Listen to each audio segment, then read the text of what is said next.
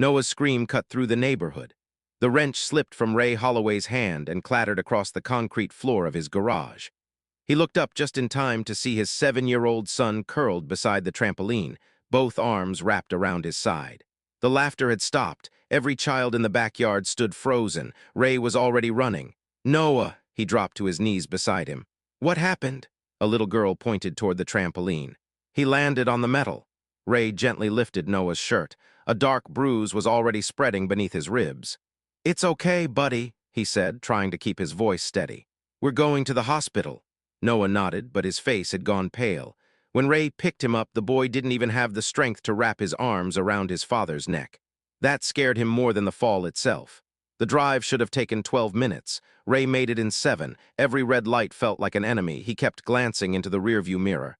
"Noah, I'm here. You stay awake for me." "I'm trying." The answer was barely a whisper. Halfway there, Noah closed his eyes. Ray reached back and squeezed his son's hand without taking his eyes off the road. "Talk to me." Silence. "Come on, buddy." A weak voice finally answered. "I'm cold." Ray pressed harder on the accelerator. The emergency room doors burst open.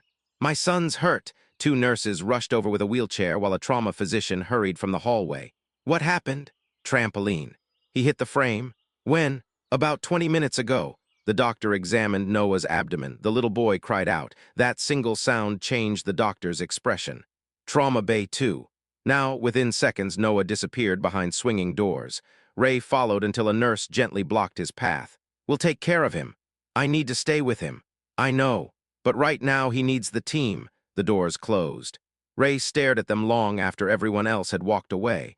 Only then did he notice his hands. They were still covered in grease. He had been replacing a transmission when the neighbor came running to his garage. He hadn't stopped to wash up. He rubbed his palms together. The grease remained in every crack of his skin.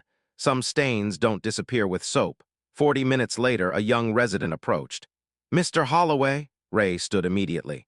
"How is he?" "The CT scan shows a grade 3 laceration to his right kidney." Ray looked confused. She caught herself. "His kidney is badly torn. He has internal bleeding. We need surgery." The words seemed to echo around the waiting room. "Surgery?" She nodded. "The good news is we found it in time. The difficult part is that we can't wait very long. He's being prepared now." Ray exhaled slowly. "So, he can make it, if everything goes well." It wasn't the certainty he wanted, but it was enough to keep hope alive. A registration coordinator approached carrying a clipboard. "I'm sorry to bother you while you're waiting. I just need to complete the admission forms." Ray nodded. She asked a few routine questions: address, phone number, emergency contact. Then she reached the insurance section. "Provider," Ray hesitated. "I don't have insurance." She looked up for only a second before checking another box. "Occupation? Mechanic? Independent?" "Yes," she smiled politely. "Thank you, no judgment." Just another form completed. Ray appreciated that. Not everyone was as careful. Behind the nurse's station, 2 nurses quietly reviewed Noah's chart. One noticed the large label, self-pay. She sighed. "Poor kid." The older nurse glanced toward Ray. "He probably works hard. He also probably can't pay this bill." The younger nurse lowered her voice. "I've seen families lose everything after something like this." The older nurse nodded. "So have I." Neither woman laughed. Neither sounded cruel. They simply spoke with the tired detachment of people who had witnessed too much. Ray heard enough to understand. He looked away. There was no point being angry. They weren't the people saving Noah. An elderly man sitting across the room noticed Ray staring at the floor. He walked over carrying 2 paper cups. "The coffee's terrible." Ray looked up. "What? But it gives your hands something to hold." He offered 1 cup. Ray accepted it. "Thank you." The man smiled. "My wife spent 3 months in this hospital. I learned waiting is easier when you're holding something." He returned to his chair without another word. Ray wrapped both hands around the warm cup. He didn't drink it, but somehow it helped. An hour passed. Every time the operating room doors opened, Ray looked up. Every time someone else's name was called, his phone buzzed. A message from his landlord, rent reminder. He locked the screen without reading the rest. For the first time that night, he reached into his wallet, a driver's license, a folded photo of Noah smiling beside a birthday cake. $11. That was everything. He slipped the wallet back into his pocket before anyone noticed. The waiting room suddenly became busy. A surgical nurse hurried toward the operating suite. A few seconds later, another man entered through the secure hallway. Navy blue scrubs, surgical cap in one hand, tablet in the other. He moved with quiet confidence. The nurses straightened immediately. "Dr. Weiss," Alan nodded while reviewing Noah's scans. "Where's the father?" The younger nurse pointed toward Ray. "Over there." Alan walked across the waiting room. Ray stood before the surgeon reached him. "Doctor," Alan extended his hand. "I'm Alan Weiss. I'll be operating on your son." Ray shook his hand. "I don't know how to thank you. You don't have to. I'm just asking you to save him." Alan held his gaze. "We're going to give Noah every chance." He started to leave, then something caught his attention. Ray reached down to pick up the coffee he'd almost forgotten. His sleeve pulled back slightly. Grease covered his wrist. Old scars crossed the back of his hand. Something about them tugged at a memory Alan couldn't place. He looked a little longer. Ray noticed. "Is something wrong?" Alan blinked. No, at least he wasn't sure. For a brief second, a picture flashed through his mind. Rain, headlights, an open car hood, a man working beneath it. The memory vanished before he could catch it. A nurse hurried over. "Doctor, anesthesia is ready." Alan nodded absently. "I'll be right there." He looked at Ray one last time. There was something strangely familiar about him, not his face, not his clothes, just something. Alan walked past the operating room, past the scrub station, past the nurses. He turned into a quiet hallway leading to a small office no one else used. The younger nurse frowned. "Doctor?" Alan didn't answer. Inside the office, he closed the door. His eyes settled on an old oak desk that had followed him through every promotion and every hospital move. Slowly, he reached for the top drawer. His hand stopped just before touching the handle. He whispered to himself, "After all these years." Then he pulled the drawer open. Alan slowly lifted the object from the drawer. It was an old metal flashlight. The paint had chipped away over the years, exposing the steel underneath.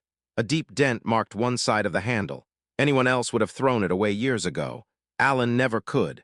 He turned it over in his hands, then unfolded a faded repair receipt tucked beneath it. The paper had yellowed with age. Across the top in neat handwriting were 4 words. Paid in kindness. A knock interrupted him. A surgical nurse stepped inside. "Doctor, the anesthesiologist is ready." Alan looked toward the operating wing. "How's the boy? His blood pressure has dropped again." "We're stabilizing him." Alan nodded. "I'll be there in 5 minutes." The nurse hesitated for a moment before leaving. Alan looked back at the flashlight. "I finally found you." March 2011 rain pounded against the windshield. 26-year-old Alan Weiss tightened both hands around the steering wheel as his aging sedan lurched violently. The engine coughed once, twice, then died. The car rolled silently onto the shoulder of Route 9. Alan tried the ignition again. Only a dull clicking sound answered. "No." He checked the dashboard clock. 2:17 a.m.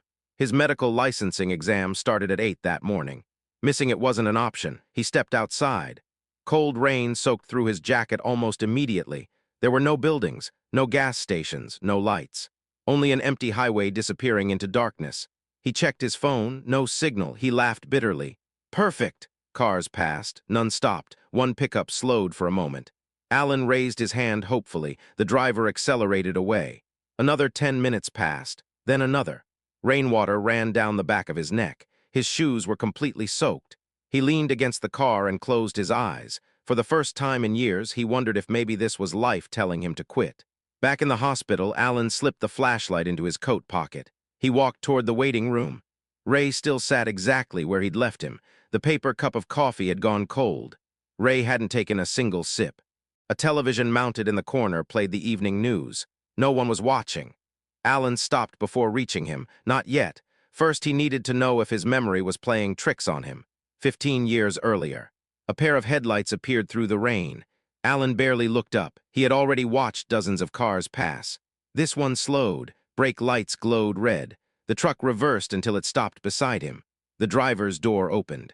A young mechanic stepped out carrying a heavy toolbox. "You look stranded." Alan smiled tiredly. "That's one way to put it." The mechanic set down the toolbox and looked under the hood. "What happened? I wish I knew."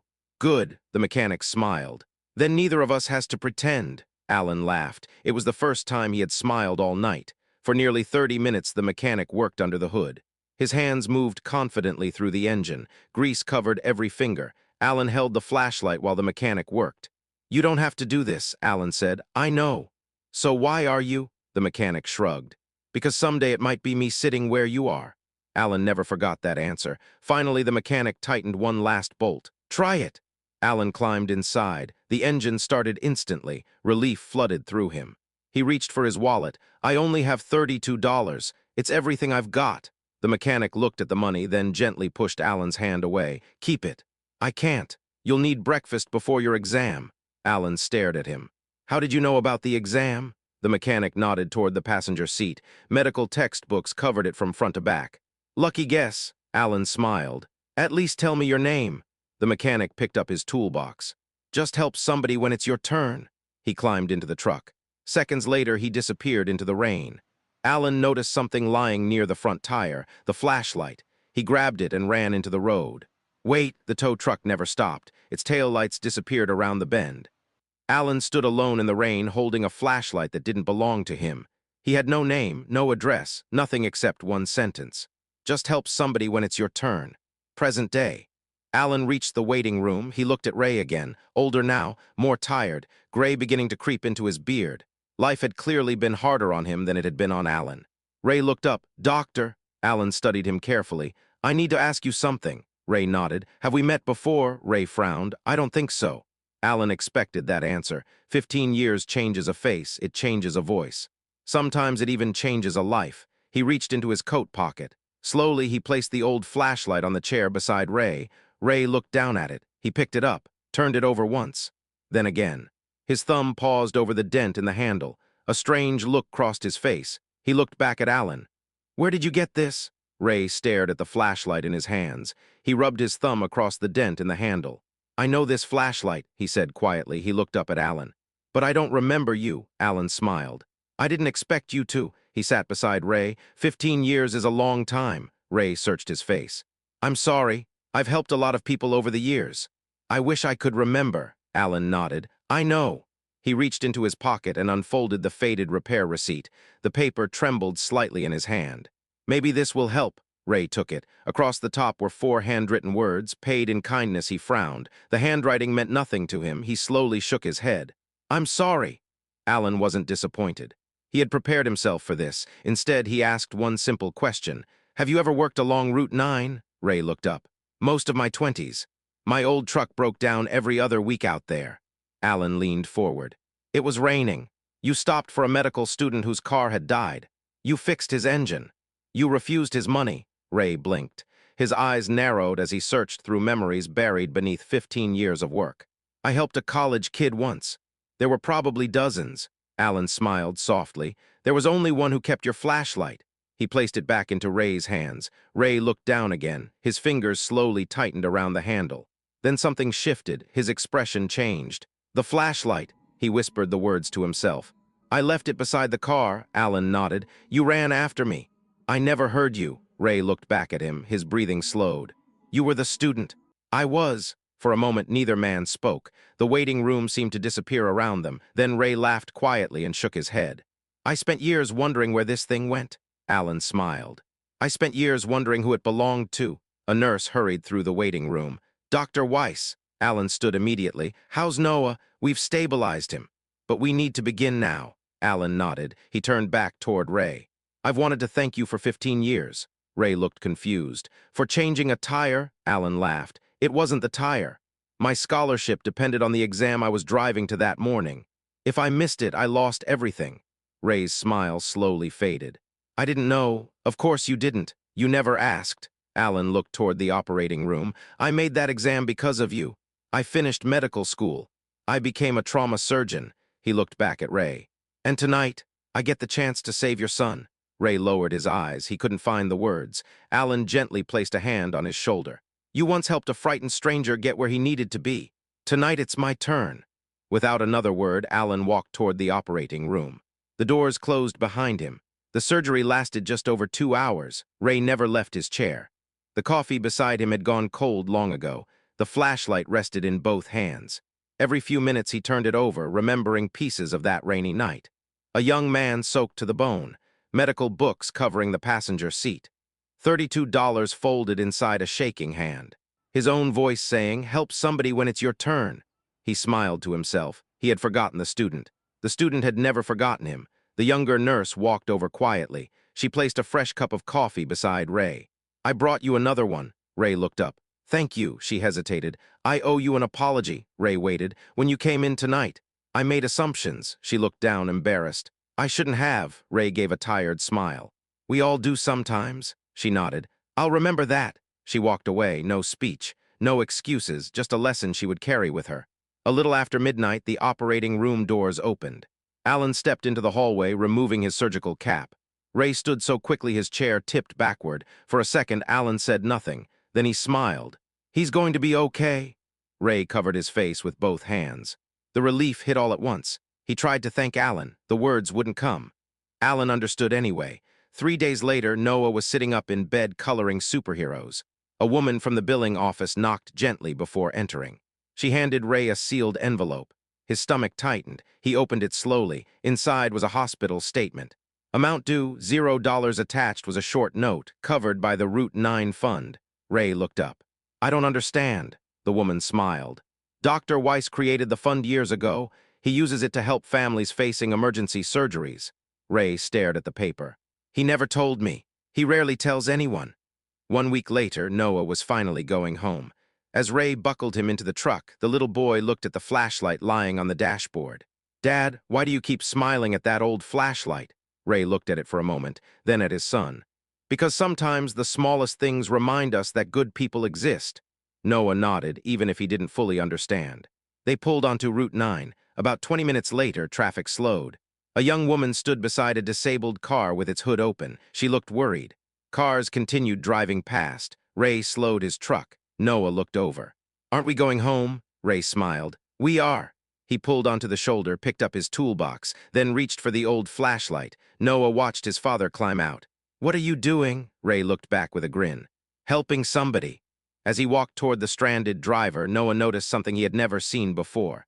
People weren't remembered because they were rich, or famous, or important. Sometimes, they were remembered because they stopped.